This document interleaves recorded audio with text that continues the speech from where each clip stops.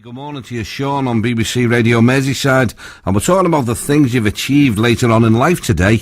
And as the Olympic torch arrives in the UK this evening, it seems the perfect chance to hear from this local guy, Norman Wells, from Southport. Well, he's 91 and he's the oldest person to carry the torch in the Northwest. He's a great man with a great story to tell. But what's his secret? Behaving myself.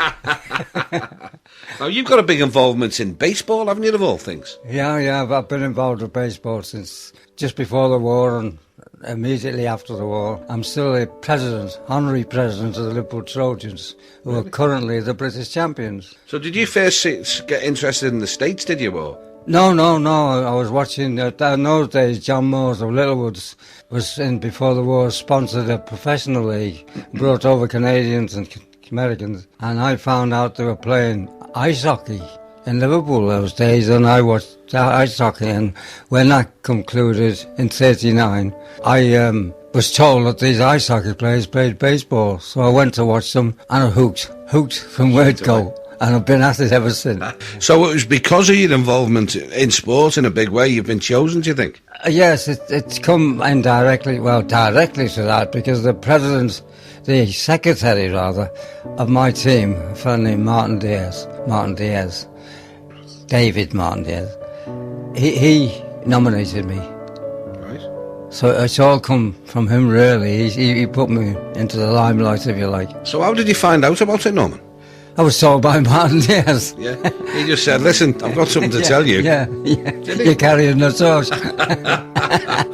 And I said, what torch? Yeah. And he said the Olympic torch, and I bet you couldn't believe it, could you? No, I thought I was carrying a torch for some person. A lucky man. Yeah. So what will it mean to you? Well, it'll be a very special day for you. It's a special day for my family.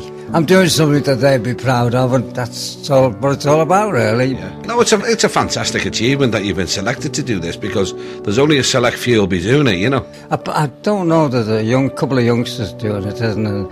I've heard there's a lady of 85 doing it in Manchester, but I don't know how true that is. Right, so you reckon you're the oldest doing it? As far as I know, at this stage, yeah. What will you do afterwards? Will you celebrate? Will you go out or go and have a meal or a couple of jars or what? That's normal routine, that. That's your normal day anyway. Yeah. Just carry on as normal. No, but it's a great talking point when you're down with the lads in the pub, isn't it? Oh, yeah. The family think it's good, and the team think it's good, and... Yeah. Well, what more do you want? Sure. So you're still involved with the baseball, of course? Oh, yeah, well, I'm honorary president now, that's all. I do the scoring, but I don't do any... I can't run anywhere. I can't run down to first base anymore. I've always been a bit flummoxed by the rules. Is it simple to follow when you know? There's more rules in baseball than any other game. But once you get the hang of it, it's like a second language to me, you know. So what's next? You're 91, you're carrying the Olympic torch. You're going to be running marathons, climbing Mount Everest. What's next? I'm not into climbing. Only out of bed. What a lovely man, Norman Wells, and he's 91, you know, fantastic for it as well. And he's going to be carrying the torch, and he's very, very proud, as all his family are as well. So that's what we're chatting about today, things you've achieved later on in your life. You know, you often have more time to yourself when you retire, so what have you done with your time? Have you learned something new? You might have taken up a language, maybe a new hobby.